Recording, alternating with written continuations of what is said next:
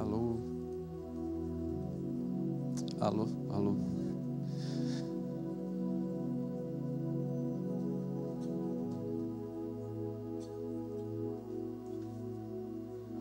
Alô, boa noite, querido. Boa noite. Boa noite. Você pode se colocar em pé aí? Você sabe que uma das oportunidades preciosas que a gente tem é sair dessa agitação nossa da semana inteira, né?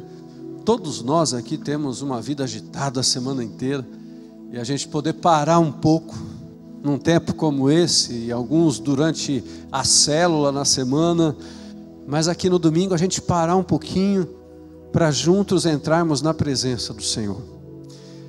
E não tem coisa melhor, queridos, não tem algo melhor para refazer a nossa força, nos tornar cada vez mais fortalecidos no Senhor, do que essa oportunidade que eu e você nós temos de entrar na presença dEle. Então eu queria te convidar para algo essa noite aqui. Quantos que estão aqui com a gente visitando hoje a primeira vez aqui? Quantos já estão aqui? Ó, tem ali um casal, tem ali senhores, tem várias pessoas que estão aqui nos visitando pela primeira vez. Eu queria dizer para você o seguinte: o nosso sentimento aqui é sentimento de família. Onde tem família tem problema, onde tem família tem diferença, onde tem família tem tudo. Mas quando uma família resolve fazer algo junto, unidos, coisas tremendas também acontecem, não é verdade? Então eu queria junto com você hoje num sentimento de família, eu e você, nós buscarmos a presença do Senhor aqui e falar assim: Senhor, nós queremos como família entrar diante do trono da graça e adorar o nome do Senhor. Entrar diante da presença do Senhor, experimentar aquilo que o Senhor tem para a gente. E um dos sentimentos que mais nos move em comunhão para isso é quando a gente não se sente um no meio de uma multidão tão grande como essa, não é verdade? Então você vai dizer para quem está do seu lado, na frente, atrás, assim: olha, em vez de você falar boa noite, você vai falar assim: olha, que a graça e a paz de Jesus esteja com você. Diz aí para quem está do seu lado, na frente, à noite. E a gente vai adorar o Senhor juntos, servindo a Ele essa noite.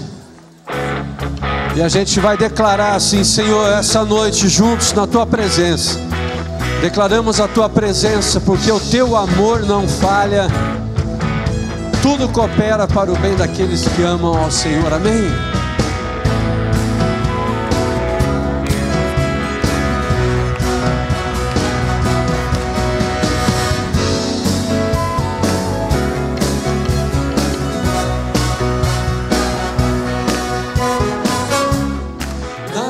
Me separar, mesmo se eu me abalar, teu amor não falha.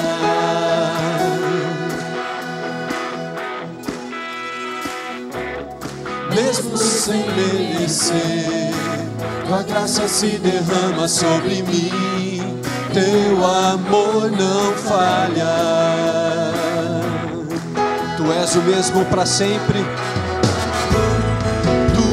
Mesmo para sempre, teu amor não muda. Se o choro dura uma noite, a alegria vem pela manhã. Se o mar se enfurecer, eu não tenho o que temer, porque eu sei que me amas. Teu amor não falha.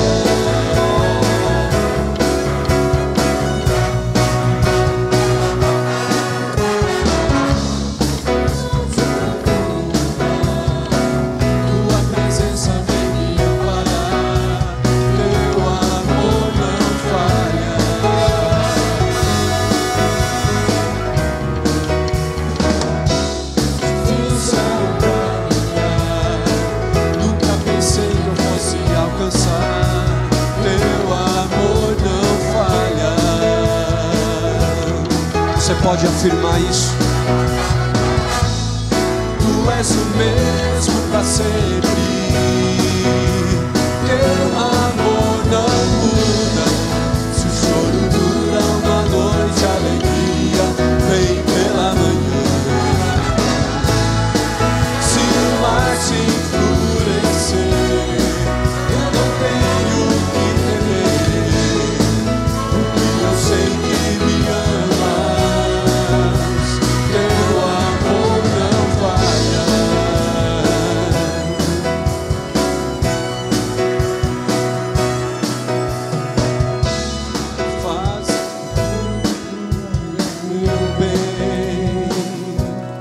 fazes tudo coopere para o meu bem.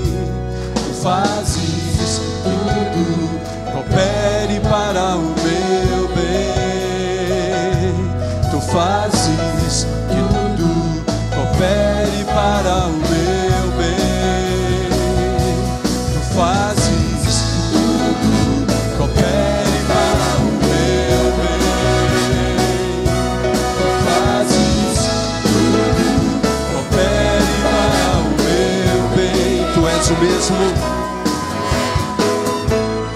Tu és o mesmo para sempre.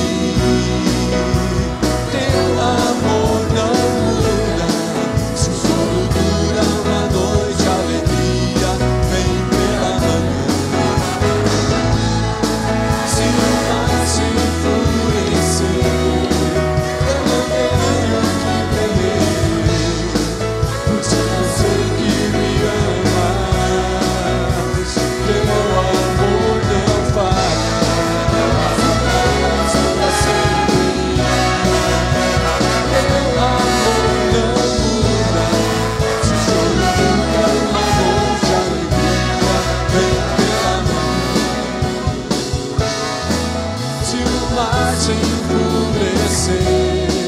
Eu não tenho que temer, porque eu sei que me amas. Teu amor não falha.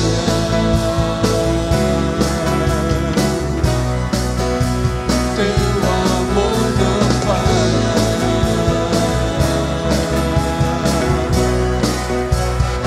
Teu amor não falha.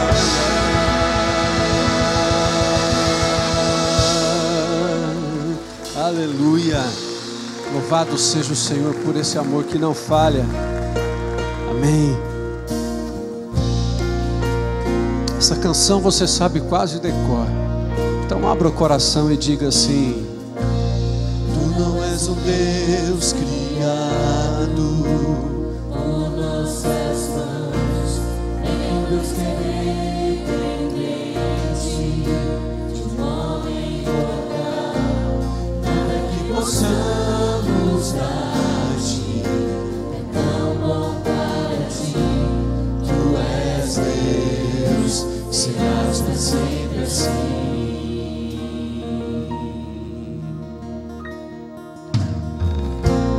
Tu não és um Deus criado por nossas mãos, nem um Deus que é dependente de um homem mortal. Nada que possamos dar-te é tão bom para ti. Tu és Deus, serás para sempre assim. Tu somente és Deus, o eterno Senhor. O teu trono é o céu. Tu somente és Deus, hoje aqui, sendo meus dias bons, ou se forem maus, tu comigo estás. Só o teu poder é eterno, ninguém detém. Ao teu nome seja glória, honra e poder. Tudo que podemos dar-te é digno de receber. Tu és Deus, para sempre hás de ser. Tu somente és Deus, o eterno Senhor. O teu trono é o céu. Tu somente és Deus, hoje aqui, sendo meus dias bons, ou se forem maus, tu comigo estás. E essa certeza que temos, não mudarás. Declare isso ao Senhor essa noite.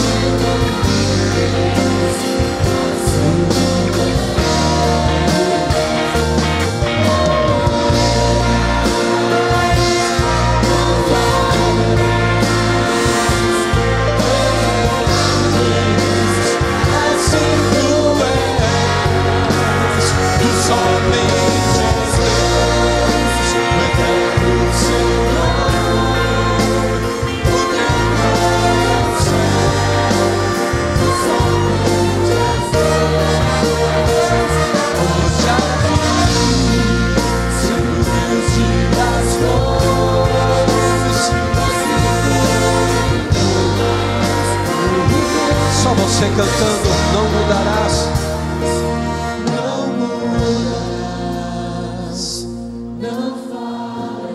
Declare isso ao Senhor. Amém. Mais do que a canção que você está cantando.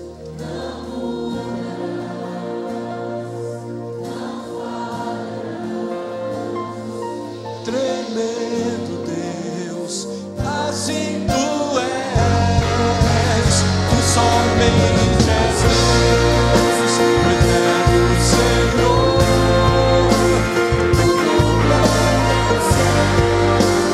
Tu somente és Deus, hoje aqui, sendo Deus e as mãos, ou se forem maus, tu comigo estás.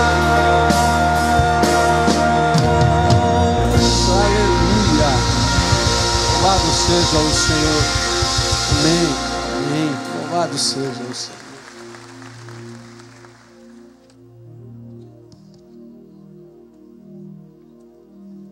Estava desatento, tá vendo? Você pode sentar-se, querido. Não liguei o microfone. Queridos, é uma alegria a gente poder estar junto para adorar a Deus nessa noite e sentir a presença do Senhor aqui entre nós. Eu queria indicar um livro para você, como sempre faço aqui. Esse livrinho aqui tem sido base dos nossos estudos aqui na igreja, nos cursos que nós damos aqui da linha básica de ensino. É O Poder do Espírito Santo, do Billy Graham. Para mim é um dos melhores livros que falam sobre as questões polêmicas, batismo do Espírito Santo, enchimento do Espírito, dons de línguas, e nós temos usado como base para os nossos cursos aqui. Se você não leu, eu queria desafiar você a ler e a gente alinhar a doutrina da igreja, para todo mundo falar a mesma língua. Então está aqui O Poder do Espírito Santo para você como indicação dessa semana. Tenho também algumas informações para dar para você. Nos dias 15 e 16 de agosto, nós vamos ter no sábado, no culto das 19h30 aqui, no domingo às 9 horas da manhã, no domingo às 11 horas e no domingo às 19 horas, nós vamos tentar, dependendo do quórum que a gente tenha, realizar as assembleias para o plebiscito pastoral. O que é isso? A cada 3 anos, todos os pastores da nossa igreja, inclusive eu, colocamos o nosso cargo à disposição. Esse é o nosso jeito de ser batista, né? Essa é uma igreja democrática, as assembleias têm um grande valor, né? Nós tomamos decisões sobre a organização da igreja nas assembleias regulares e decisões assim fundamentais para a vida da igreja nas assembleias extraordinárias que são feitas no domingo. As assembleias regulares acontecem a cada 2 meses, a quarta-feira, você pode ver no seu boletim, e ali tomamos as decisões como se fosse uma reunião de condomínio, e você vota, decide junto com a gente. Mas no plebiscito, a cada 3 anos, nós colocamos o nosso cargo à disposição, e aí a igreja decide se quer ou não quer a continuidade dos seus pastores no exercício do ministério. Então, para nós é muito importante essa assembleia, não é? Ela precisa acontecer, porque senão a gente perde o mandato, não é? E aí a gente tem que achar uma forma legal para isso. Com essa mudança toda que a gente fez, de horários de culto, etc., a gente não sabe exatamente como fazer. Então Então nós vamos fazer a assembleia no sábado, no domingo de 9 horas da manhã, domingo às 10 horas e 19 horas, mas ela só poderá ser realizada se e quando tivermos o quórum mínimo presente naquele culto. Se não tiver o quórum mínimo, ela fica postergada para o próximo culto, e assim sucessivamente. Então, eu queria desafiar você para estar aqui conosco, num desses horários. Estou pedindo que a gente possa ter um grande número às 9 horas da manhã no domingo e às 11 da manhã, porque se por acaso não decoram às 9, você fica um pouquinho mais, pega o começo do culto das 11 e a gente teria quórum no culto das 11, mas vamos tentar fazer no sábado e também no domingo à noite, e assim vai. O segundo aviso, você já sabe, a gente está aí com um grande congresso que vai acontecer de família, nos dias 28 e 29 de agosto, com preletores assim maravilhosos, gente muito séria falando aqui, você não pode perder, faça a sua inscrição. É um congresso para as igrejas evangélicas da cidade, tem um número certo de vagas, e a hora que essas igrejas alcançarem o número de vagas, a gente vai encerrar essa inscrição. Então eu tenho falado com bastante antecedência, para você que é dessa casa, porque o congresso vai acontecer aqui, não perca a sua oportunidade. Então faz na frente a sua inscrição e garante o seu lugar. Queria contar para você uma historinha que eu li há muitos anos atrás. Dizia que num determinado deserto, e me disseram que essa história era verdadeira, que num determinado deserto, numa região marcada e que parecia nos mapas, havia um poço. E esse poço tinha uma bomba daquelas antigas, manuais, que você balança ali para sair a água. E quando você chegava ali, tinha uma grande placa escrita assim: não beba a água dessa garrafa. Tinha uma garrafinha ali pendurada na bomba e estava escrito: não beba a água dessa garrafa. E ali vinha um manual de instruções, dizia assim: tem água abundante nesse poço, água fresca, que vai matar a sua sede e vai lhe dar a condição de continuar a viagem, de abastecer a sua caravana. Mas essa água que está nessa garrafa, ela serve para molhar esqueci o nome, os retentores, alguma coisa assim, das bombas, dessa bomba. Ela fica ressecada no deserto, e você então precisa colocar essa água nesse lugar para ela molhar, e você precisa colocar essa garrafa toda, que é a medida certinha, esperar esse tempo que estava escrito lá, e depois pode bombar, que vai sair água abundante. E aí ele escrevia: não beba essa água, senão você vai morrer de sede, e os próximos que vierem morrerão também, porque não vai haver suprimento. Quando você sair, encha outra vez essa garrafinha d'água e coloque essas instruções no lugar. E diz a história que assim funcionava. As pessoas que criam naquilo que estava escrito seguiam as instruções, e quando eles mexiam na bomba, saía água abundante. Essa história ilustra para mim o que significa a gente viver pela fé. Há instruções na palavra de Deus que são bênção para a nossa vida. E se a gente tenta queimar etapas nessas instruções que Deus deixou para nós, talvez a gente tenha um pequeno desfrute naquele momento, mas a gente perde a grandeza da bênção. E é isso que a palavra de Deus ensina quando fala sobre dízimo. Ela diz para a gente uma coisa muito simples: você crê que Deus é o Senhor de todas as coisas? Você crê que Ele é quem sustenta você? Então, separa a 10ª de tudo quanto Deus tem te dado e consagra ao Senhor. E faça prova de Deus, para você ver se Ele não vai estender a sua mão e abençoar a sua vida. Isso está lá em Malaquias capítulo 3, versículos 10 em diante. E esse é um livro de instruções da palavra de Deus, dizendo: olha, você não vai ficar rico, não é isso que a Bíblia está prometendo, mas quando você crê nas promessas de Deus e vive segundo as promessas de Deus, Deus derrama da sua abundante graça sobre nós em todas as áreas da vida. Se você bebe o que está na garrafinha, você se sacia só naquele momento, mas perde a fonte inesgotável da água. Essa era a história da bomba, e essa é a história da Bíblia. Quando a gente coloca em prática os princípios de fé, Deus nos abençoa, não só com relação ao dízimo, mas em todas as áreas da nossa vida. Quando a gente pratica a nossa fé, a fonte inesgotável de Deus. Por isso, agora é a hora quando nós celebramos isso, e a gente pratica por fé essas coisas. E a gente vai consagrar ao Senhor o nosso dízimo, a nossa oferta alçada, crendo que quem nos sustenta é o Todo-Poderoso, e que as instruções dele são instruções de sabedoria e de graça, e a gente vive debaixo da graça de Deus. Então, se você veio preparado para esse momento, você vai se levantar do seu lugar, vir aqui à frente e voluntariamente adorar a Deus com o seu dízimo e a sua oferta alçada.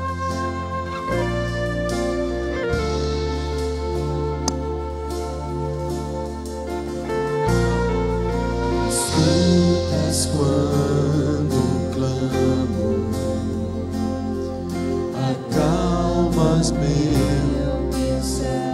Você podia ir se colocando em pé, e você ergue a sua bancada, que fica mais fácil para as pessoas passarem no corredor. Isso. Todo meu ser, confio em ti, confio em ti, creio que tu és a cura, creio que és tudo para mim.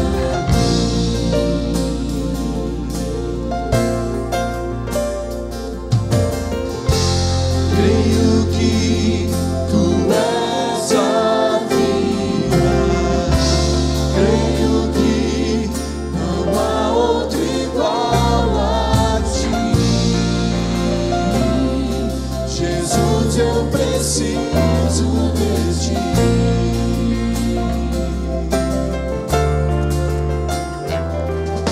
Escutas quando clamo, acalmas meu pensar,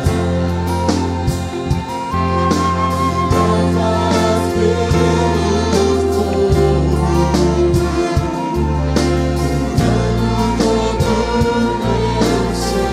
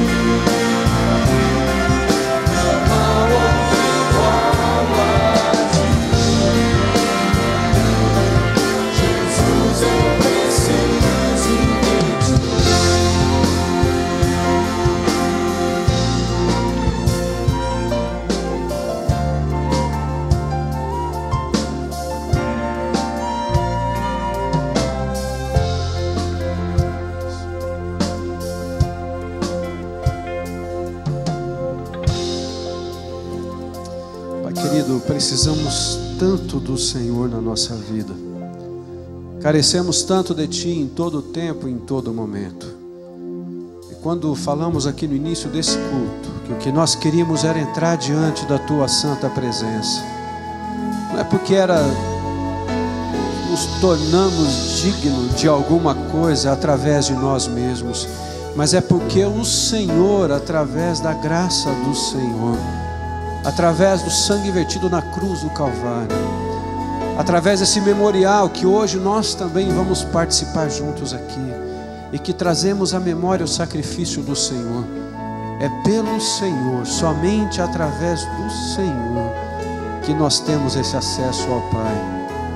Ah, Jesus, experimentar da Tua presença é um privilégio que nós temos. Por isso que essa noite aqui, muito mais do que um programa, quem sabe, na nossa agenda, muito mais do que uma celebração habitual para cada um de nós, muito mais do que um tempo de uma rotina de religiosidade a cada domingo, nós queremos nessa noite experimentar esse mover do Teu Espírito Santo cada vez mais aqui neste lugar. Sabemos que o Senhor está aqui, podemos sentir essa presença preciosa do Senhor aqui. Colocamos diante de Ti todos os nossos conceitos, a nossa razão. Colocamos diante do Senhor tudo aquilo que pode nos afastar de experimentar o toque precioso do Senhor na nossa vida. Porque hoje desejamos, eu desejo, Pai, ser mais uma vez envolvido por essa preciosa graça e por essa presença do Senhor. Eu sei que as promessas do Senhor são cumpridas em nossa vida. Por isso que nesse tempo também, que através dessa canção declaramos isso, que o Senhor é o Cristo amado da nossa alma, que não há ninguém que se compare a Ti, que cremos nas promessas do Senhor. Essa é a maneira que junto com o Teu povo também nós abrimos o nosso coração, preparando o nosso coração como um solo que precisa dessa gota da palavra do Senhor que vem. E assim como o salmista diz, Pai, como uma terra seca e árida, que vem as chuvas de bênção através da palavra do Senhor no solo do nosso coração. E que nesse sentimento que estamos juntos aqui, com aqueles que estão com a gente pela TV, pela internet,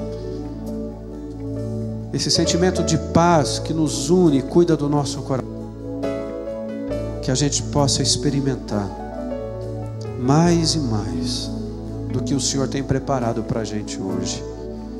E que na comunhão do Teu Espírito Santo, a comunhão do Senhor conosco, nós queremos declarar isso diante da Tua presença, Senhor. Meu Cristo, Senhor,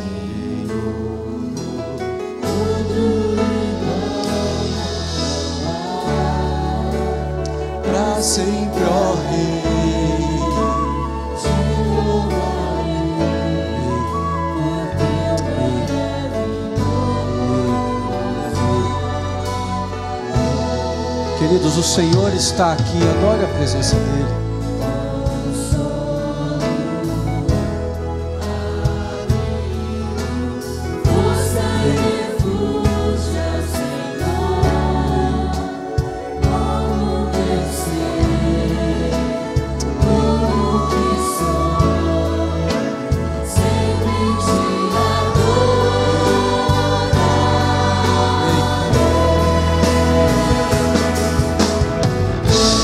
Senhor,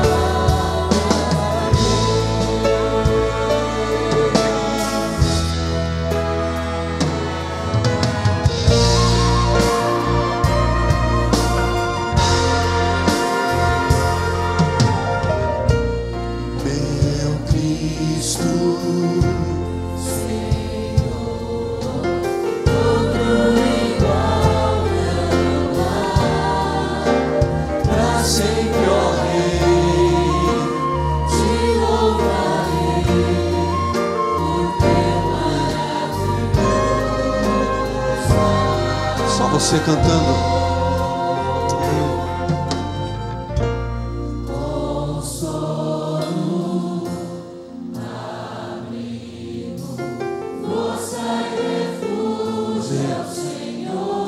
Então o que nós faremos com o meu ser?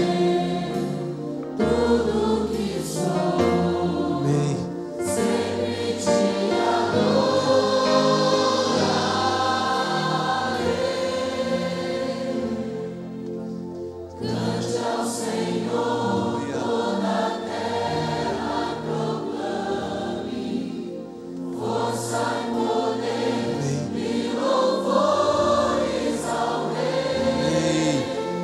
Curvem-se os montes e ruja ao mar com o som de teu nome.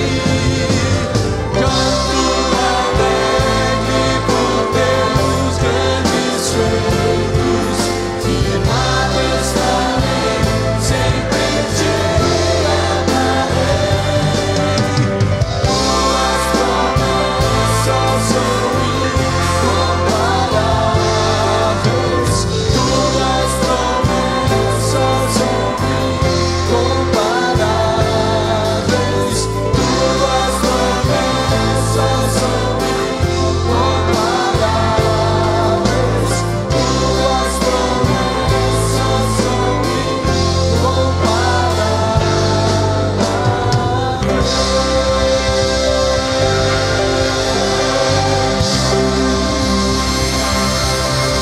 Aleluia. As promessas do Senhor são incomparáveis. Se você tem a sua Bíblia, abra no livro de Isaías. Isaías capítulo 56. Eu quero meditar com você nessa noite nos versículos 10, 11 e 12 da profecia do livro de Isaías capítulo 56. A palavra do Senhor nos diz aqui em Isaías: as sentinelas de Israel estão cegas e não têm conhecimento. Todas elas são como cães mudos, incapazes de latir. Deitam-se e sonham, só querem dormir. São cães devoradores, insaciáveis. São pastores sem entendimento. Todos seguem seu próprio caminho e cada um procura vantagem própria. Venham, cada um grita, tragam-me vinho, bebamos a nossa dose de bebida fermentada, que amanhã será como hoje e até muito melhor. Pai querido, nós estamos lendo a Tua palavra e eu queria te pedir que o Senhor abrisse os nossos olhos, tocasse os nossos ouvidos e nos envolvesse em graça, para que aquilo que da Tua palavra pertence a cada um individualmente, porque o Senhor quer ministrar a cada um de nós, nós possamos ser tocados pelo Senhor.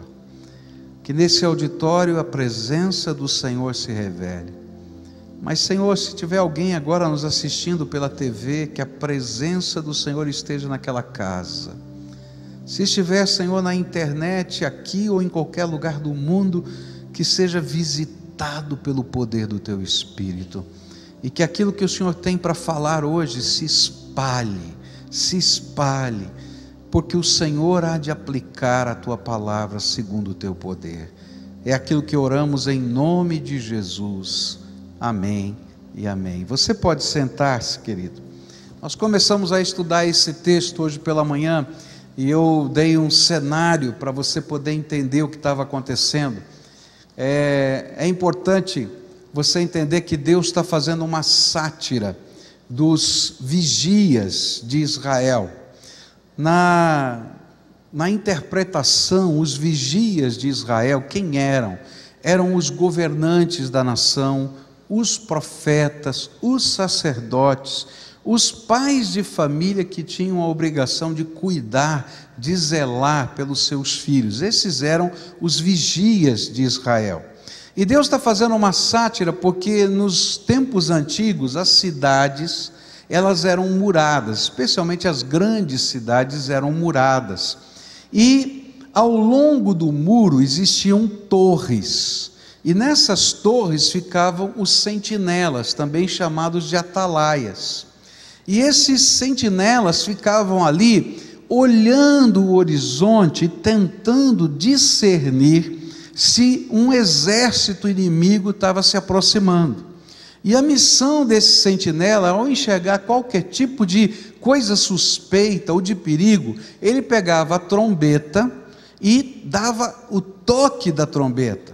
E aquelas pessoas que estavam fora dos muros, normalmente fora dos muros estavam os agricultores, estavam os pastores, o pessoal que ia produzir nos campos. Os campos estavam ao redor dos muros da cidade, mas do lado de fora. E ele então, ao tocar a trombeta, todo mundo largava o que estava fazendo e corria na direção da cidade, antes que as portas da cidade se fechassem, porque o muro da cidade era grande proteção. Deus então fala ao seu profeta, né? E esse é o cenário, você está tendo essa visão aí, e diz assim: olha só o que eu estou vendo a respeito dos vigias de Israel. E aí ele vai dizer assim: olha, alguns deles são vigias cegos, e nós estudamos hoje pela manhã. Você já pensou colocar um cego em cima da torre de vigia para tocar o alarme, né? E esse cego então, ele não consegue discernir, ele não consegue ver, ele não consegue perceber, ele não vai tocar o alarme, e o que vai acontecer é que os inimigos vão chegar e vão destruir a cidade, porque ele não tocou a tempo o alarme, porque não viu. E nós aplicamos isso dizendo que nós, eu e você, Deus colocou nessa terra como os sentinelas, os vigias, os atalaias de Deus, e muitas vezes nós estamos cegos, porque não estamos percebendo o que está acontecendo ao nosso redor, e não enxergamos os perigos que estão à nossa volta. Segunda coisa que nós aprendemos, é que a Bíblia fala nesse texto, por que nós nos tornamos cegos, e não discernimos o que está acontecendo. E aprendemos também que isso acontece porque não temos conhecimento, não temos entendimento. Entendimento e conhecimento do quê? Da palavra de Deus. Porque a palavra de Deus arraigada no nosso coração é aquilo que nos ajuda a discernir o que está acontecendo na nossa vida. E eu começo, à luz da palavra de Deus, a entender. Então muitos estão cegos porque a palavra de Deus não está alicerçada no coração. E aí eu falei: olha, essa igreja oferece tantos recursos para você crescer na palavra de Deus. Por favor, aproveita, porque Deus quer fazer de você um atalaia, alguém que tem uma mensagem a dizer, que é capaz de discernir o que está acontecendo. E o grande desafio dessa manhã foi: olha para a tua casa.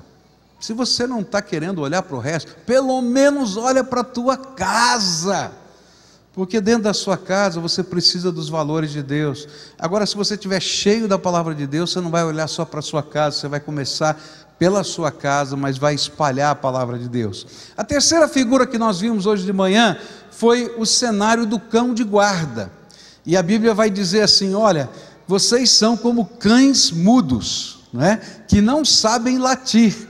E essa era a figura que Deus está dizendo. Você já pensou um cão de guarda, não é? Que está lá para tomar conta da sua casa? Naturalmente ele vai tentar agredir o ladrão, mas antes de agredir ele late para avisar o dono que tem perigo.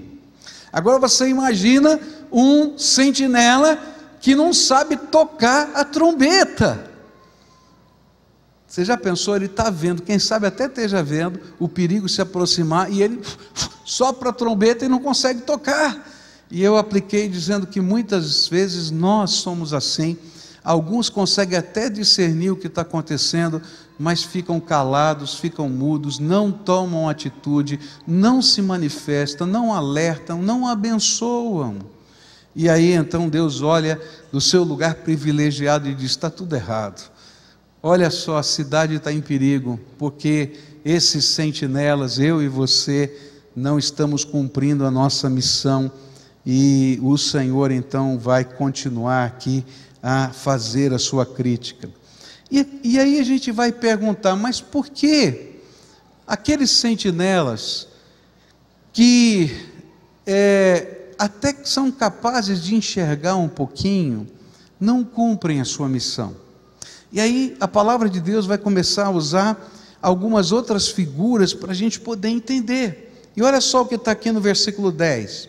As sentinelas de Israel estão cegas, não têm conhecimento, todas elas são como cães mudos, incapazes de latir.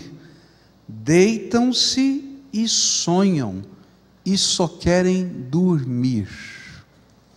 A próxima ironia de Deus é de uma sentinela que vai para a torre de vigia só para dormir, sonhar, e eu vou acrescentar, roncar. Está entendendo? Eu me lembro que anos atrás nós fomos participar com um grupo de brasileiros, cerca de 250 brasileiros, de um congresso internacional de evangelismo e missões na Coreia, em Seul, na Coreia. Nós pegamos um avião e viajamos 29 horas para chegar em Seul. E chegamos em Seul e fomos para a reunião lá, o primeiro encontro desse grande congresso internacional. Por causa de fuso horário, por causa de tudo isso, todo mundo estava muito cansado. E tinha um pastor aqui da cidade de Curitiba, que eu não vou dizer o nome, né? Porque é muito conhecido, um amigo nosso querido, e ele estava muito cansado, mas ele estava muito cansado, e ele é bem gordinho assim, né? Já foi mais do que é hoje, bem forte.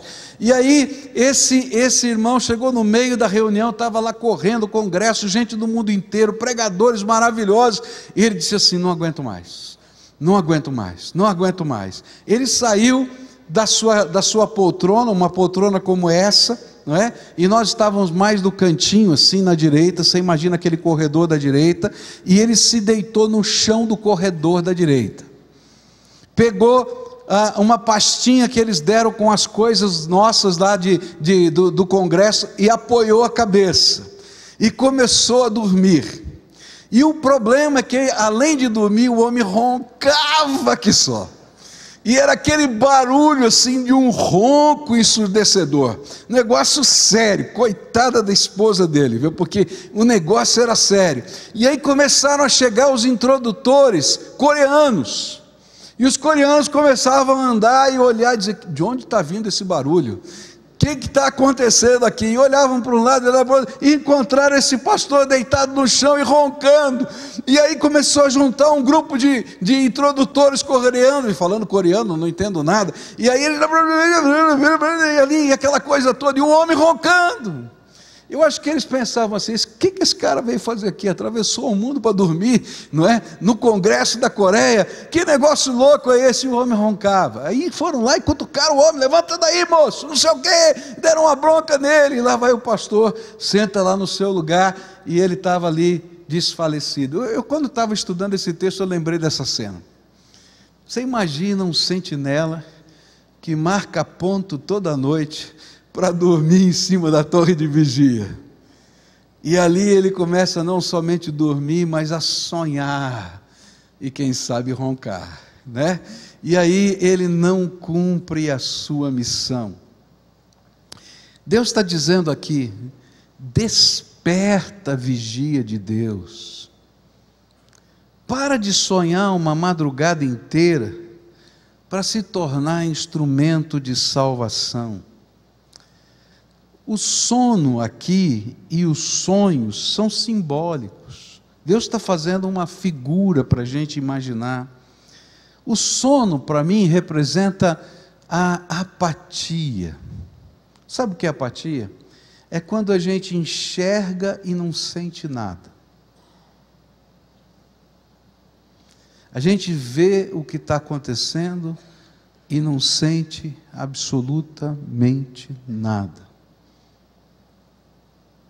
Eu já contei isso para você, mas é para mim tão impressionante, porque quando eu estive num outro local, aprendendo, fazendo um curso, um lugar internacional na Ásia, e eu apresentei aspectos da cultura brasileira, apresentei cenas do carnaval no Brasil. Tinha um senhor idoso, de um país asiático, e ele não se conformava com as fotos do carnaval brasileiro. E ele viu aquela mulher que se pinta, uma das mulheres que se pintam o corpo todo, mas não vestem absolutamente nada, estão nuas desfilando pelas ruas. Eu coloquei uma foto daquela, e ele não conseguia entender. Ele perguntava para mim assim: essa mulher é prostituta? Eu dizia: não, necessariamente não. E ele perguntava assim: mas essa mulher é casada? Eu dizia: provavelmente sim. E onde está o marido dela? Eu dizia: bom, não sei, mas talvez desfilando com ela na avenida. Ele dizia: não entendo isso. Ela tem pai? Eu dizia: sim. Tem mãe? Tem. E onde está o pai e a mãe dela? E eu dizia assim: provavelmente sentado na arquibancada e torcendo pela escola de samba. E ele então não se conformou e disse assim: ela tem avô? Falei: provavelmente. E onde está o avô dela? Eu disse: talvez assistindo o desfile pela televisão. E eu nunca vou me esquecer do que aquele homem fez. Ele ficou de pé, mas ele chorava pelo Brasil. Ele chorava pelo Brasil. E ele dizia assim: Satanás está destruindo a família brasileira e eles não percebem. Vamos orar pelo Brasil. Mas ele chorava. E sabe, me veio um peso no coração. Sabe por quê? Porque eu já vi aquela cena tantas vezes e eu não chorei pelo meu país. A Bíblia fala que isso é apatia.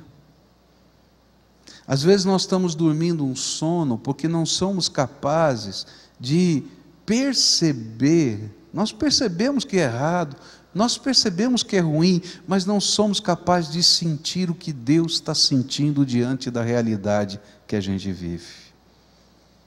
E aí Deus diz: desperta, sentinela de Deus, para sentir o que eu estou sentindo. O sono às vezes representa letargia, aquela lentidão na ação. Às vezes a gente até percebe, às vezes até sente, mas a gente não toma atitudes, a gente se torna letárgico, a gente vai devagarinho. E aí o Senhor está dizendo: acorda do teu sono, acorda do teu sono. Letargia é um negócio que aconteceu comigo uma vez. A minha mulher vai estar assistindo, ela vai lembrar desse fato. Quando nós estávamos recém-casados, um dia, choveu muito forte, entrou água no telhado da nossa casa, e a água então minou o estuque, né? Esse negócio nem existe mais, mas no passado as casas antigas tinham um estuque. O estuque é aquela tela de ferro com cimento jogado que fazia o forro da casa, e aquilo é muito pesado. E a água foi minando ali, e o estuque caiu no meio da madrugada, um barulho ensurdecedor, né? E caiu, sabe onde? Em cima do piano da minha mulher. E quando ela ouviu aquele barulho, né, ela pulou da cama, correu na direção do piano e viu aquele monte de coisa, o estuque todo em cima do piano dela. E ela voltou e disse: bem, acorda, acorda, o estuque caiu em cima do meu piano. E eu virei para ela e falei assim: já caiu? Ela falou: caiu, então amanhã eu levanto para limpar. Isso é letargia. Até hoje ela briga comigo: não acredito que você fez isso comigo. Isso é letargia. A gente sabe, vê, mas não faz nada, porque a gente está dormindo. E a Bíblia vai falar para a gente que o que impede a gente de ser essa sentinela é porque a gente está dormindo e sonhando. E os sonhos na nossa vida são as nossas ilusões. O sonho não é uma ilusão? A gente tem um sonho maravilhoso ou um pesadelo, né? Se é um pesadelo, a gente diz: graças a Deus, é só pesadelo. Mas se é um sonho, diz assim: podia dormir mais um pouquinho, né? Porque olha que coisa, sonho bonito que eu estava vendo. Mas é uma ilusão, não tem realidade.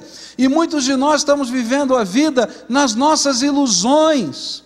coisas que não têm profundidade, não têm peso, segundo a perspectiva de Deus. A gente está buscando coisas que não têm significado. E por que a gente está buscando essas coisas que fazem parte dos sonhos de ilusão da nossa vida, que para Deus não tem sentido, é só carne?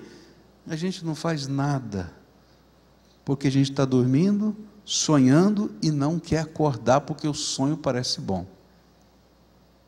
Está entendendo?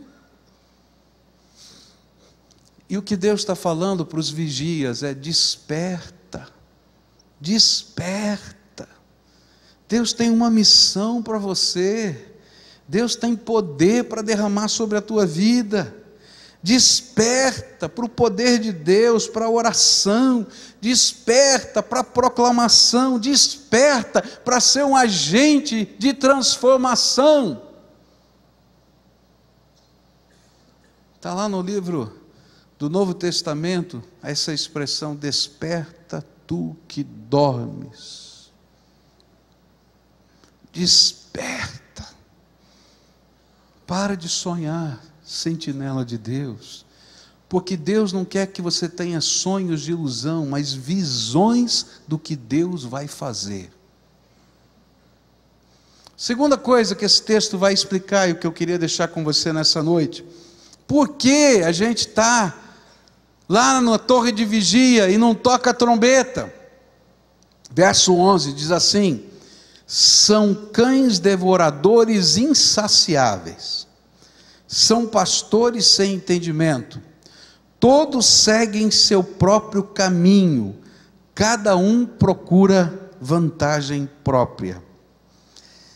São cães que não guardam a casa, porque não se cansam de caçar e comer a presa. Alguns não são atalaias, porque a Bíblia diz que são caçadores insaciáveis. Eles não guardam posição aonde Deus quer que eles fiquem, porque eles são caçadores insaciáveis. Meu avô tinha um cachorro chamado Pantera. E esse cachorro, eu era garotinho, eu era apaixonado por esse cachorro. Um pastor alemão, que foi nosso, né? Meu e do meu pai, da minha família, mas quando nós mudamos para um apartamento, ele foi para a casa do meu avô. E ficou o cachorro do vovô. E a Tera era um cachorro muito especial. Primeiro porque ela cuidava de mim. Eu me lembro que eu era bem pequenininho, eu devia ter uns 5 anos de idade, mais ou menos, e eu ia até a mercearia comprar alguma coisa, a mamãe me mandava a Tera junto. E a Tera quase me arrastava, né? Porque ela era grandona e eu pequenininho. Mas ai de quem chegasse perto de mim, que ela já olhava, rosnava e cuidava de mim, e trazia para casa. Mas eu fiquei impressionado um dia porque meu avô chegou com o meu tio e colocou o carro no meio-fio, não é, da casa dele, ali na calçada, né, estacionado normalmente, e chamou a Tera ficou lá e disse assim: você vai ficar aqui. Abriu o portão, disse: você vai ficar aqui e guarda o carro. Eu achei incrível, porque aquele cachorro, ele ficou obediente, ele sentou, deitou, esticou as perninhas, escondeu o focinho e ficou olhando o carro fixamente, mas não saiu do portão. E passou um pessoal, e passava e ela só olhava, levantava a cabeça e não fazia nada, passava. Se parasse na frente de casa, perto do carro, ela rosnava. Aí o cara já saía dali. E teve um cidadão que encostou no carro. Aí ela levantou, rosnou, começou a latir e ameaçou que ia pular. Mas não saía da sua posição. Incrível. Agora, o cão insaciável é aquele que, se vê um gato passando, sai correndo. Se vê uma presa ali adiante, ele esquece o que está acontecendo e vai embora, e não cumpre a missão. E ele faz a caça ali, come a caça e vai para o outro, e vai para o outro, e vai para o outro, e ele não para nessa jornada. E o que Deus está falando aqui é que alguns de nós não cumprimos a nossa missão, porque nós somos esses cães insaciáveis. E aí nós estamos no mercado de trabalho.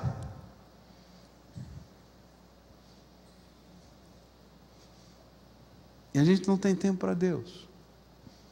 A gente não tem tempo para a palavra de Deus. A gente não tem tempo para a oração. A gente não tem tempo para a família. A gente não tem tempo para os filhos.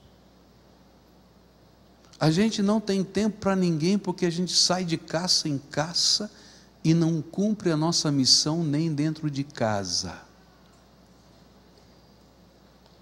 Insaciáveis. É isso que a palavra está falando.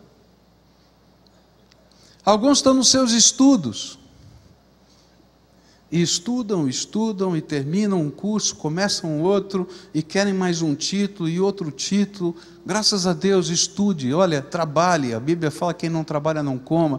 Eu acho que a gente tem que estudar, mas a gente tem prioridades. E Deus colocou para você gente importante ao teu lado, cuida dessa gente. Você é a sentinela de Deus na sua casa. Você é a sentinela de Deus no seu bairro. Você é a sentinela de Deus no seu condomínio. Você é a sentinela de Deus lá no seu trabalho. Então, lembra que Deus te deu uma missão. Você está lá trabalhando, mas Deus te deu uma missão. E para de ser um caçador insaciável da vida. Porque Deus quer que você cumpra essa missão no lugar que Ele te colocou. A gente vai ver isso também na política. Gente ali, para lá e para cá. Queridos, Deus tem um propósito. E quando a gente não entende isso, a gente vai buscando alcançar vitórias. E por mais que Deus as tenha concedido a nós, porque, queridos, Deus tem dado muita vitória para você. Nós nunca estamos prontos para assumir a missão, porque não saciamos a nossa fome de sucesso, e nós nos tornamos insaciáveis. E a nossa grande condição é de sempre estarmos indisponíveis para a missão de Deus nas nossas vidas. E a grande desculpa é: não temos tempo. Eu sou um cara muito ocupado. Para de ser um cão insaciável à busca da presa e seja servo de Deus nessa terra. Tem alguém que Deus colocou perto de você para você fazer diferença. Tem alguma cadeira vazia aí nesse templo perto de você? Olha para ela agora. Essa cadeira é sua responsabilidade. Tem o nome de alguém que Deus colocou do teu lado, para que você cuide dessa pessoa. Quem era a pessoa que deveria estar sentada aí do teu lado? Agora, por que a gente não tem tempo? Ou porque a gente está sonhando as nossas ilusões? Ou porque a gente, como um caçador insaciável, vai de presa em presa, buscando aquilo que a gente acredita ser sucesso? Mas Deus está olhando para a vida da gente e dizendo assim: que pena, está ganhando a grana, vai deixar uma casa de herança, mas vai perder o seu filho para as drogas. Vai perder o seu filho para a violência que acontece nas noites de Curitiba. O maior número de assassinatos na nossa cidade acontecem com jovens, em brigas na noite. Você está entendendo o que eu estou falando? Aí você diz: não, mas eles só vão em lugares bons. É lá mesmo, porque não tem nada de bom, porque o diabo está lá, e o diabo veio para matar, roubar e destruir. E hoje de manhã eu falei um negócio que eu vou repetir. E tem uns pais tão tolos, que levam o seu filho adolescente para a balada e diz assim: 4 horas da manhã eu venho buscar você, filhinho. Ah, meu pai querido, tenho vontade de mandar você para ir para o inferno. Porque você está mandando o teu filho para o inferno. Vai lá no banheiro daquela danceteria ver o que está acontecendo. Fica naquela festa. Primeiro que o teu filho não quer que você fique. Mas fica lá para ver o que está acontecendo e vê se você vai levar a segunda vez. Nós tivemos um depoimento aqui de uma menina sobre festas rave. Ela disse assim: meu pai me levava.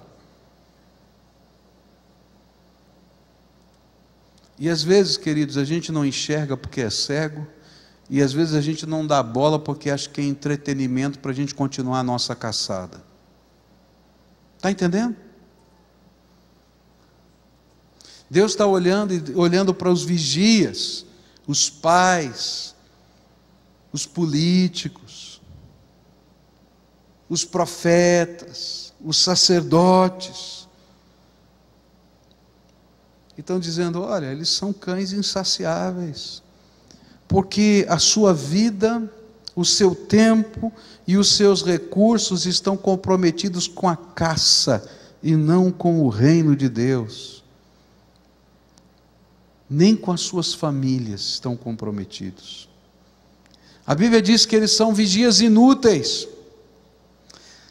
Deus o colocou na posição que você está para que o reino possa avançar.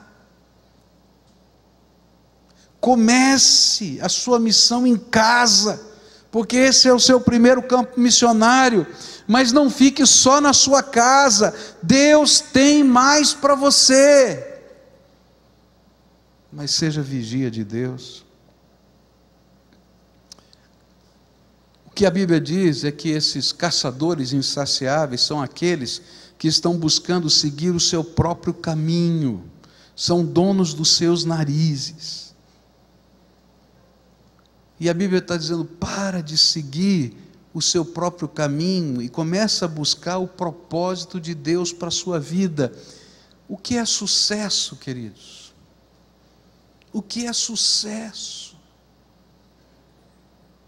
O que é sucesso?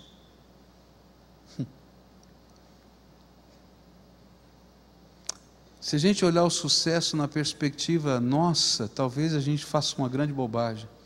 E se a gente olhar sucesso na perspectiva de Deus, a gente vai ter um lucro eterno. É isso que a Bíblia está ensinando para a gente.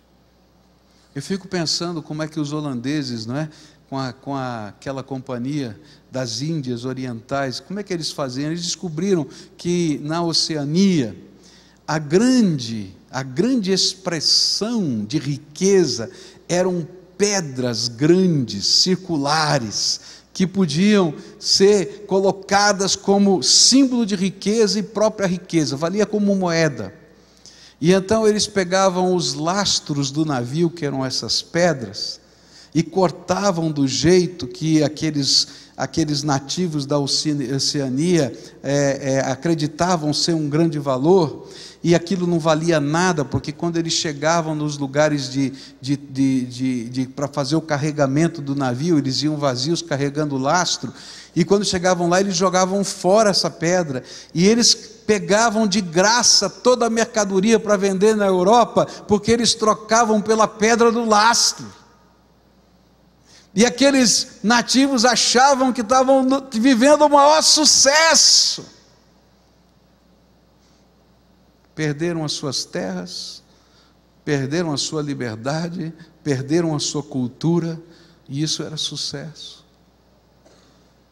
A mesma coisa aconteceu com os portugueses e os índios, os espanhóis também, porque eles descobriram que os nativos daqui adoravam aquilo que brilhava, e então eles traziam espelhos e lantejoulas e trocavam por ouro. Perderam o seu ouro, perderam as suas terras, perderam a sua liberdade, e muitos foram massacrados no nosso país e feitos de escravos. Para mim isso é uma grande ilustração daqueles que estão caçando o sucesso e não estão caçando na perspectiva de Deus. Você vai perder o que é mais importante. Você precisa colocar o Senhor como primeiro na tua vida, o resto não é sucesso.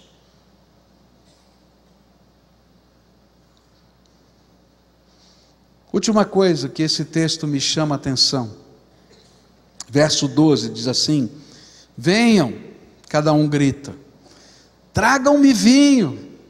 Bebamos nossa dose de bebida fermentada, que amanhã será como hoje e até muito melhor.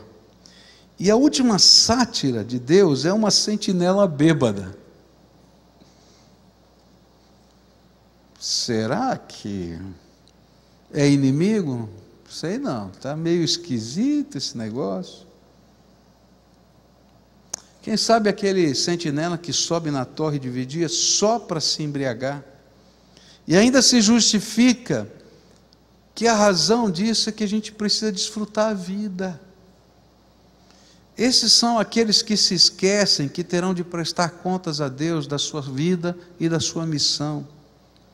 E eles vivem intoxicados pelos desfrutes do hoje. Queridos, o desfrute do hoje está revelado nas Escrituras, não é? Como concupiscência dos olhos, concupiscência da carne e soberba da vida. Mas se a gente for usar os termos da psicanálise, não é? Eles são descritos como posse, poder e prazer. Você quer saber, não é? Como é que a gente fica intoxicado? Quando a gente coloca como alvo da nossa vida esses 3 grandes aspirações humanas. E a gente deixa de enxergar a realidade, a gente fica um bêbado. E olha que bêbado é chato, hein? Você já viu um bêbado chato? A gente não aguenta ficar do lado, né? Porque ele só pensa em posse, poder e prazer quando está intoxicado assim, pelas coisas da vida. E aí, esse homem, essa mulher que só pensa em posse, poder e prazer, ele não cumpre a sua missão, porque ele está bêbado, e ele se esquece que tudo passa, tudo passa. Eu não sei se você viu uma reportagem anos passados, de um velhinho que faleceu, e aí quando foram mexer nas coisas dele, o colchão dele estava cheio de dinheiro. Lembra dessa reportagem? O colchão dele estava cheio de dinheiro. Era muito dinheiro que estava lá guardado. Mas sabe o que era pior? É que as notas eram de todas as épocas da vida do velhinho. E a maioria delas não valiam mais nada, porque o dinheiro foi mudando e não valia mais nada. E o colchão cheio de dinheiro não significava nada. Você sabe onde Deus iguala qualquer ser humano? Na sepultura, porque não importa se o caixão é bonito ou feio, vai virar pó do mesmo jeito. Não tem jeito. Posse é ilusão. A gente está bêbado. Poder é ilusão.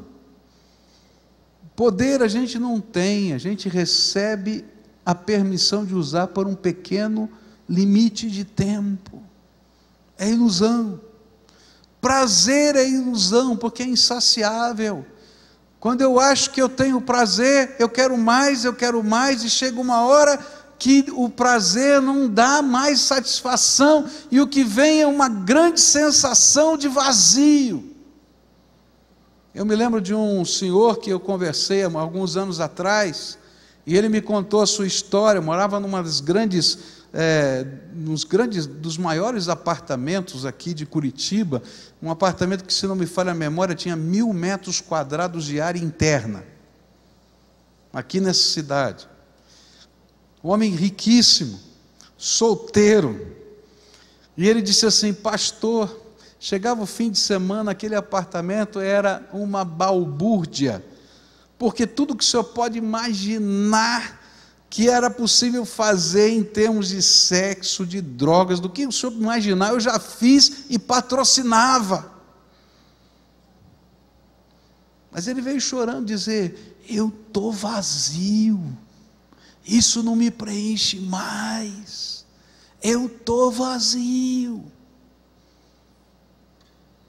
Deus, na sua misericórdia, fez ele perder tudo.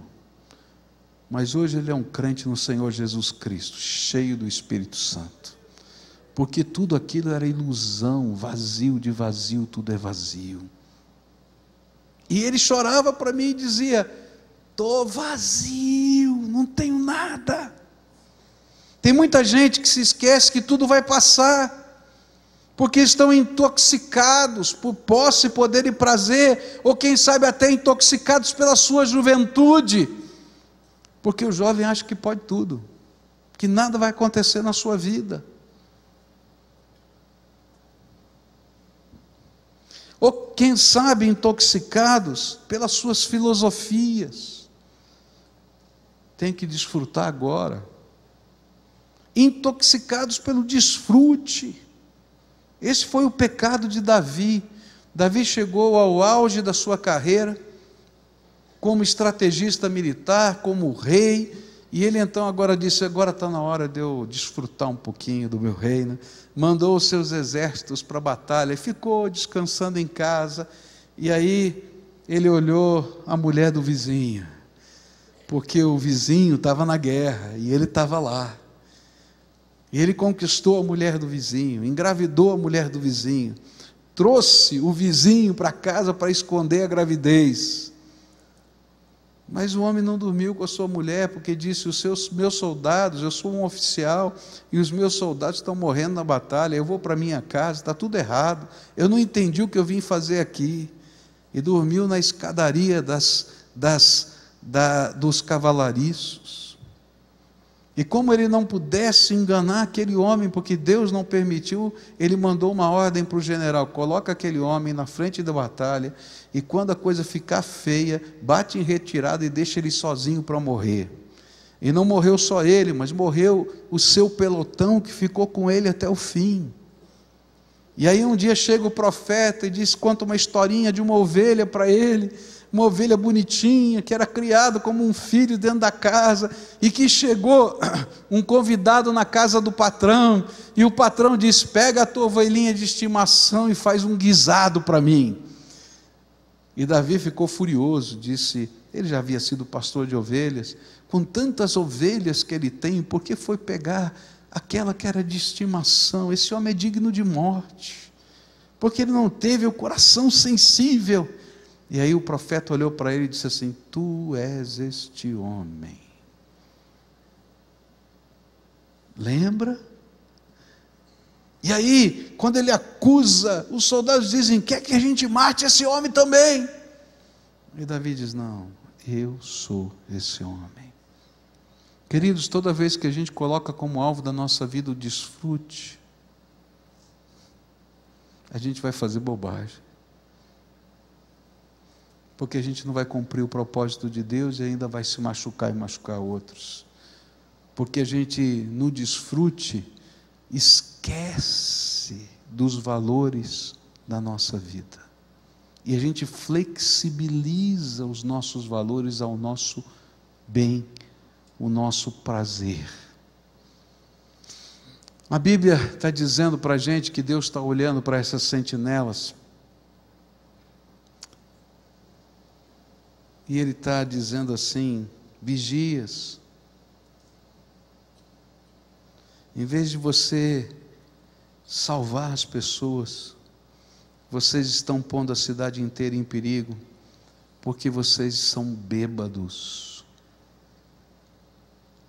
corrompidos e intoxicados pela sua busca de posse, poder e prazer. São aqueles que estão comprometidos só consigo mesmo, só com o desfrute do agora. Por isso não cumprem a missão. Nessa noite eu queria orar com você para a gente se preparar para a ceia do Senhor. Daqui a pouquinho os diáconos vão nos ajudar a celebrar esse memorial. Mas Deus tem me incomodado tanto. Queridos, nós estamos vivendo uma época preciosa de Deus nesse país. Eu falei hoje de manhã que uma ovelha nossa voltou da França e comentou com um dos pastores aqui e disse para a gente o seguinte: olha, eu não imaginava que o Brasil está vivendo um grande despertamento espiritual, mas quando eu voltei de lá, eu percebo que Deus está fazendo coisas que a gente não pode entender de outra maneira a não ser um mover de Deus. Mas Deus podia fazer muito mais. porque Ele já está trabalhando nos corações das pessoas, mas estão faltando sentinelas. Quer ver? Qual foi e quanto tempo faz a última pessoa que você ganhou para Jesus? Tem muitos aqui que nunca ganharam ninguém para Jesus. Será que não tem ninguém que Deus colocou sob a sua vigilância? Está entendendo? Qual foi a última pessoa que você discipulou? Ou seja, acompanhou na jornada de fé, passo a passo, como um irmão mais velho, só isso. Tem muita gente que nunca fez isso. E não é porque a gente não possa, ou porque não tem instrumentos. Deus deu graça para a gente fazer. É simplesmente acompanhar, andar junto, facilitar os caminhos. E a gente não faz, porque a gente não é um bom vigia. Agora, sabe o que mais me entristece? É quando um pai não faz isso com seu filho. Quantos são os pais crentes que quase nunca sentam com seus filhos para orar e para ler a Bíblia? Que não transformam o momento da oração e da leitura bíblica numa festa de alegria, de comunhão, de fraternidade, de amor, de contar histórias. Isso mata o meu coração, porque não são capazes de ver o perigo dentro de casa. Você está entendendo o que eu estou falando? Deus está olhando lá do céu e dizendo: tenho dado tanta graça, tanta graça, tanta graça. Quantos são os que ainda não tomaram uma decisão firme ao lado de Jesus, porque estão intoxicados por essa vida, ou porque são caçadores insaciáveis? E Deus está falando para você: para, porque isso não tem sentido. Você está procurando um sucesso que não vale nada, vai desaparecer como fumaça no meio do ar. Não vale. O legado que a gente deixa, queridos, é vida na vida. O resto passa. Então agora, enquanto os diáconos estão vindo aqui à frente agora, eu quero orar com você. Curva a tua fronte. O que é que o Espírito Santo falou com você? Quem é a pessoa que devia estar aí do teu lado? Todos os domingos aqui, em média, em cada culto, atendem um apelo recebendo Jesus como Salvador 30 pessoas. São 4 cultos no final de semana, 120 pessoas. Eu não tenho discipulador para elas, porque eu precisaria de 120 crentes a cada culto para cuidar dessa gente. Não é que a gente não tenha crentes. Hoje são arrolados como membros dessa igreja 8.057 pessoas. Mas é porque os vigias estão dormindo. Tem alguém pertinho de você que precisa disso. Pede graça de Deus. Pede graça de Deus. E daqui a pouco, quando a gente começar a celebrar a ceia do Senhor, eu queria que você comesse do pão e bebesse do vinho, firmando compromissos com Deus, e dizendo: Senhor, essa pessoa eu estou assumindo como minha responsabilidade. Essa cadeira vazia é minha responsabilidade. E eu vou trabalhar para a tua glória, vou encher o meu coração da tua graça. Vou começar na minha casa, mas não vou parar só na minha casa. Nessa hora, eu queria convidar para participar desse memorial todos aqueles que um dia confessaram Jesus como Senhor e Salvador da sua vida, já deram a sua pública profissão de fé, foram batizados conforme as Escrituras Sagradas ensinam, e estão em comunhão com Deus e com a sua igreja a participarem conosco, mas celebrando Jesus, autor e consumador da nossa fé. Enquanto adoramos, vai colocando pessoas, a tua própria vida. E se tem alguma coisa que é obstáculo, que se tornou ferrenhamente grudada na tua vida, pede o poder de Deus para você ser livre e disponível para o Senhor do seu coração.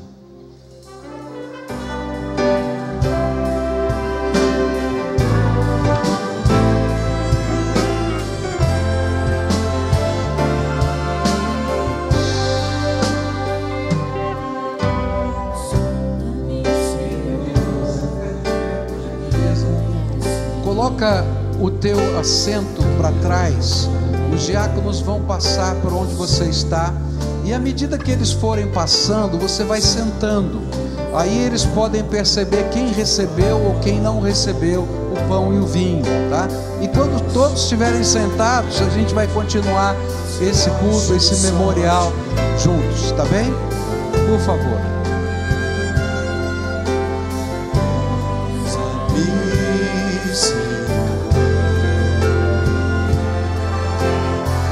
Usa-me como um farol que brilha à noite, como monte sobre as águas, como abrigo no deserto.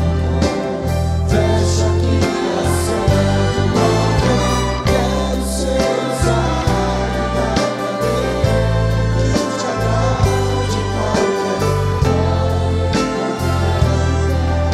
Desafia minha vida,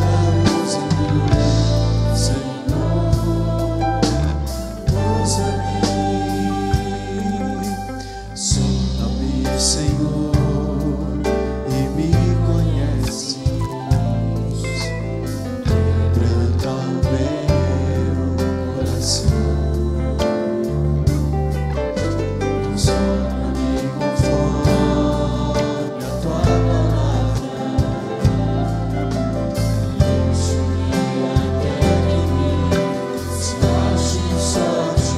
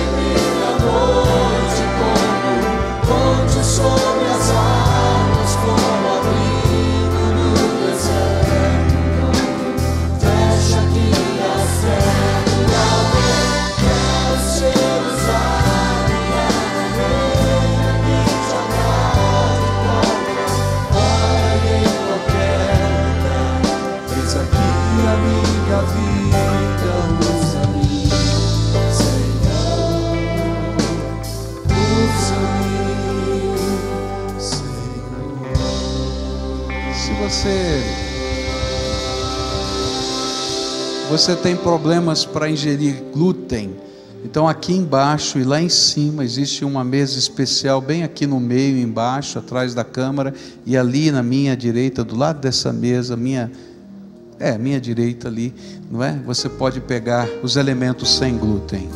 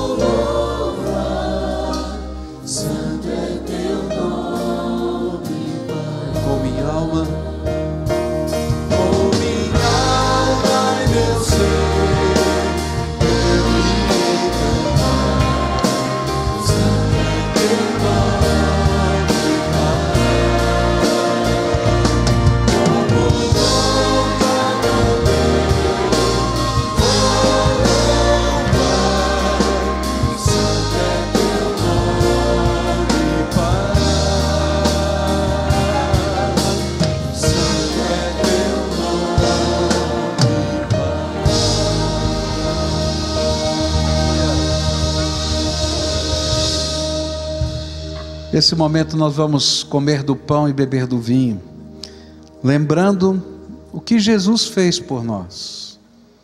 Ele morreu na cruz do Calvário por nós. Seu sangue foi vertido para o perdão dos nossos pecados. Ele abriu a porta dos céus para que o Espírito Santo de Deus pudesse morar dentro do teu coração. Você é o templo vivo de Deus.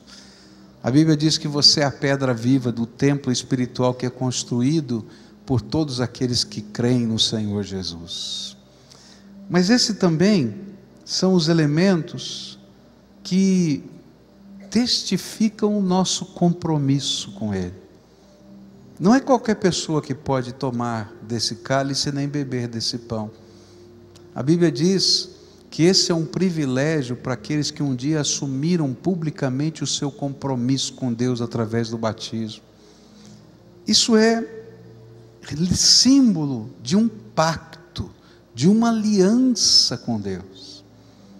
Mas quando a gente tem esse privilégio de usar, de beber, de comer desse pão, a gente também tem uma responsabilidade. Todo privilégio vem acompanhado de uma responsabilidade.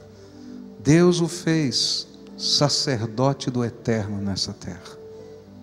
Homens do sexo masculino, Deus os fez sacerdotes da sua casa. Cuidem da sua família. Está entendendo? Povo de Deus, Deus nos fez sal da terra e luz do mundo. No lugar em que nós estamos, nós precisamos ser o sal de Deus. A Bíblia fala que se o sal perder o seu sabor, não presta para mais nada. Só tem sentido a nossa vida se estivermos vivendo esse compromisso com o autor da graça. Então nessa noite eu vou pedir para a Kátia orar antes da gente comer do pão, agradecendo tudo que Jesus fez por nós, mas colocando diante de Deus o nosso compromisso, da nossa parte dessa aliança, de sermos vigias de Deus nessa terra.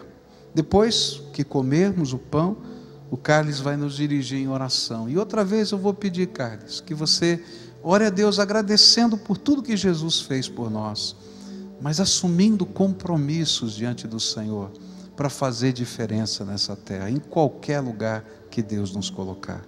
Por favor, Kátia, nos ajude. Pai querido, Senhor, nós queremos te louvar pelo privilégio, Pai, de um dia termos sido alcançados pelo Teu amor, pela Tua graça, pela Tua misericórdia, porque um dia o Senhor morreu na cruz, sofreu pelo perdão dos nossos pecados, e agora nós podemos ter o acesso ao Pai. Pai, que a gente não deixe, Senhor Deus, esse privilégio, Senhor, se desvanecer em meio a tantas coisas que o mundo vai nos envolvendo, Senhor, e que a gente possa permanecer firmes contigo, que o Teu Espírito Santo possa ter lugar, espaço para trabalhar na nossa vida, e que a gente possa estar a cada dia buscando, Pai, a cada dia, Senhor, colocando a nossa vida diante de Ti, como fracos, falhos, mas o Senhor nos fortalece. O Senhor é um Deus fiel, o Senhor é um Deus, Senhor, que não desiste de nós, e por isso que o Senhor nos manda, Senhor, a Tua palavra, Senhor, para vir de encontro aos nossos corações, para que a gente possa ser realmente, a cada dia, estar sendo moldado, Senhor. Pai, é o que eu te peço, Pai, em nome santo de Jesus. Amém. Comamos desse pão, assumindo compromissos com o Senhor.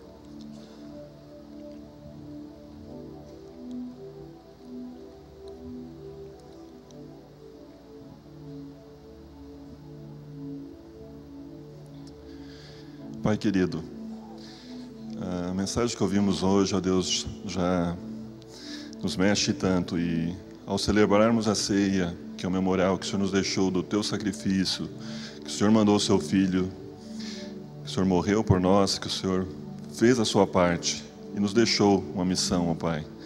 E quantas vezes, Senhor, nos encontramos em sentinela, mas muito mais distraído para olhar as coisas que estão ao nosso redor, muito mais preocupado para olhar se a pessoa que está do nosso lado está tocando a trombeta corretamente, e tão pouco fazemos, ó Deus. Por isso, ó Deus, nesse momento em que celebramos a ceia, reconhecendo, agradecendo, Senhor, o sacrifício do Teu Filho, ó Pai, queremos também, ó Deus, estarmos nos colocando diante de Ti, ó Pai, como sentinela. Não apenas o sentinela do domingo da manhã, o domingo à noite. É fácil ser sentinela aqui, ó Pai. Queremos ser sentinela amanhã, quando os problemas nos encontrarão. Queremos ser sentinelas com os nossos filhos, com os nossos familiares, com os nossos vizinhos. Pai, tantas oportunidades que o Senhor coloca diante de nós e nós muitas vezes ignoramos, muitas vezes subestimamos, muitas vezes deixamos para o dia seguinte e esse dia seguinte nunca chega, ó Pai. Por isso, ó Deus, queremos estar apresentando primeiramente a nossa gratidão a Ti pelo Teu sacrifício e com isso celebrando a ceia e também, Senhor, fazendo o nosso compromisso, o nosso pacto contigo, ó Pai, que isso não termina nesse culto, isso continua quando chegarmos aos nossos lares, isso continua no nosso dia a dia, amanhã do trabalho, dos estudos, ó Pai, que a gente possa refletir, Senhor, um sentinela alerta, um sentinela preocupado, um sentinela que sabe que está de passagem e que tem algo muito melhor por vir e que tem uma missão a cumprir aqui, ó Pai. Nos ajude, Senhor, a estarmos alertas, estarmos sempre atentos, Senhor, para as oportunidades que o Senhor nos dá de estar anunciando o Teu nome, e a oportunidade e a responsabilidade que temos com aqueles que estão conosco, ó Pai. Aceita, Senhor, a nossa gratidão, aceita, Senhor, também esse nosso compromisso para contigo, ó Deus. Em nome de Jesus. Amém. Bebamos, assumindo compromissos com o Senhor. Queria convidar você a ficar de pé, dá a mão para quem está perto de você, fecha aí os corredores. Esse é o povo de Deus, o exército de Deus unido. Você já sabe como a gente encerra o culto aqui, é assim, um exército preparado. E a gente vai cantar uma canção tremenda. Eu desafiei você a ser uma sentinela de Deus. E uma das tentações de Satanás é dizer: você não pode, você não consegue, você não tem capacidade, você não tem isso. Olha, essa canção diz que é tudo pela graça de Deus. É a graça de Deus que nos dá poder para testemunhar. Você vai dizer: como é que eu vou fazer isso na minha casa? Leva a graça de Deus. Leva a graça de Deus. Canta conosco essa canção.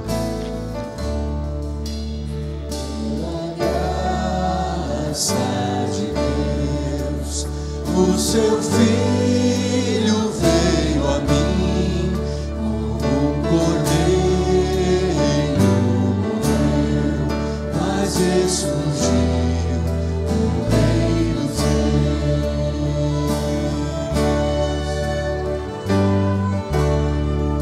Vamos dançar e celebrar com os que nem podiam andar.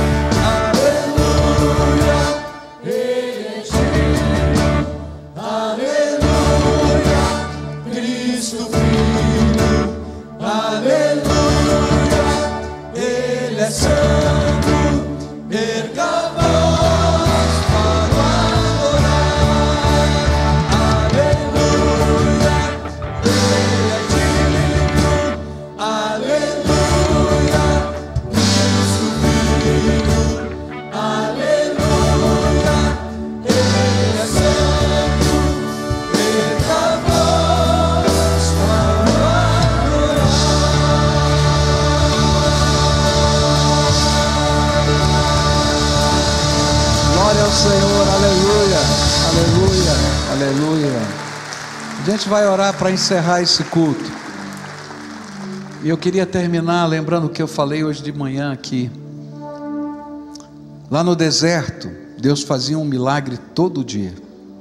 Ele derramava o maná do céu, pão de Deus.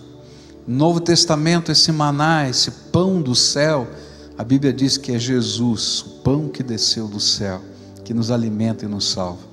Mas havia uma coisa estranha no maná.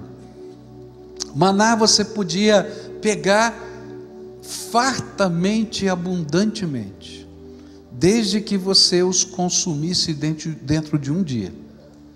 Se você tentasse guardar o maná, exceto na sexta para o sábado, porque o maná não cairia no sábado, ele apodrecia e cheirava mal em casa. Era a porção do dia. Você podia pegar quanto você quisesse, mas era a porção do dia. Eu creio que a graça de Deus é assim. Deus derrama a graça de Deus sobre a nossa vida todo dia. Mas não dá para estocar a graça. Se você deixar a graça no guarda-roupa, no armário da despensa, vai cheirar mal. Por isso você tem que levar abundantemente dessa graça. Mas quanto mais você reparte da graça, tanto mais você pode pegar dessa graça. E nessa hora eu queria simbolicamente orar por você, para você levar a graça de Deus para casa. Graça para os seus filhos, graça para os seus parentes, graça para os seus amigos, graça de Deus para você orar com pessoas, graça de Deus para você caminhar com alguém no meio das batalhas. Mas se você não usar essa graça, vai cheirar mal. E não vai sobrar nem para você. Porque assim é a dinâmica de Deus. Deus tem uma missão para você. Olha, Deus está chamando pessoas para serem líderes de célula. Nós ouvimos ontem aqui no dia da visão de uma célula que estava com 60 pessoas. Isso não é célula, é congregação. Multiplicou em 5 e ficou 12 para cada uma, que é o número normal de uma célula. Sabe por quê? Porque precisa de líderes. Deus está derramando graça. Nós precisamos de discipuladores. Eu falei para você que num domingo, num fim de semana, 120 novas pessoas em média, sem contar, não estou falando que venha dar um apelo, não, gente que diz eu quero ser discipulado, 120 pessoas, eu não tenho discipuladores. Sabe o que eu preciso? Gente que queira caminhar com outros. Lá onde você trabalha, tem gente com fome de Deus. Está acontecendo um movimento maravilhoso aqui entre nós, grupos de oração acontecendo nas empresas. Eu tenho visto aí, tenho sido convidado, outros pastores também, vai lá na minha empresa, pastor, porque nós toda semana estamos com um grupo de oração, e está havendo uma coisa tremenda. Deus está preparando o caminho, mas você é o vigia. Então junta as suas mãos assim, como se você fosse apanhar bastante maná. É só um símbolo, tá? Não tem nada de místico. Junta, como é que você vai carregar o máximo de maná aí nas suas mãos? Faz assim. Eu quero orar para Deus encher as suas mãos. Agora, se você não quer a responsabilidade dessa graça, não junta as mãos não. Você está entendendo? Porque Deus vai derramar graça abundante sobre você. Mas para você repartir, reparta essa graça. Vamos orar? Senhor Jesus, nós estamos de mãos juntas aqui agora na Tua presença, para pegar o maná da Tua graça sobre nós. E eu quero te pedir, Senhor, derrama do Teu maná de graça abundantemente sobre o Teu povo. Que o Senhor enche as mãos do Teu povo, da graça bendita, do poder da salvação. Senhor, encha, Senhor, esse Teu povo com a autoridade do Espírito, para que essa graça se revele, Senhor, em libertação de pessoas oprimidas por Satanás. Assim, Senhor, como o Senhor derramou graça sobre aqueles discípulos que, voltando, Senhor, da missão, diziam estupefatos: Olha que coisa tremenda, até os demônios se submetem. Mas o Senhor nos lembrou: se alegrem, porque os seus nomes estão escritos no livro da vida. E nessa hora eu quero te pedir: derrama a tua graça, derrama a tua graça, Senhor, para que através dessas mãos pessoas sejam curadas. Assim como os teus discípulos pediram um livro de Atos dos Apóstolos, eu quero pedir. Eles, Senhor, quando estavam perseguindo, oraram assim: dá-nos intrepidez, dá-nos coragem, e nós vamos anunciar a tua palavra. Mas enquanto anunciamos a tua palavra, confirma essa mensagem com os teus milagres, prodígios e sinais. Está lá na tua palavra, Senhor. E nós queremos isso, Senhor, que eles levem graça, para que a palavra anunciada seja confirmada pelas manifestações do teu poder. Incomoda o teu povo, Senhor. Desperta o teu povo, Senhor, para que um grande movimento do poder do Senhor aconteça aqui nessa terra. Que não haja lugar nesse templo, nos 4 cultos, nos 5, nos 6, sei lá quantos o Senhor quer que façamos, mas não somente aqui nesse lugarzinho aqui, não, Pai, mas que a tua palavra se espalhe pela cidade, nas células, se espalhe no discipulado, no rádio, na televisão, nos jornais, na internet, porque, Pai, nós não estamos construindo um reino nosso, porque nós estamos orando: venha o teu reino sobre essa terra, e nós somos os teus instrumentos. Enche as mãos dos teus servos com a tua graça, e leva-nos agora, Senhor, para a missão, porque quando, Senhor, vamos para a nossa casa, entramos na fronteira primeira da missão.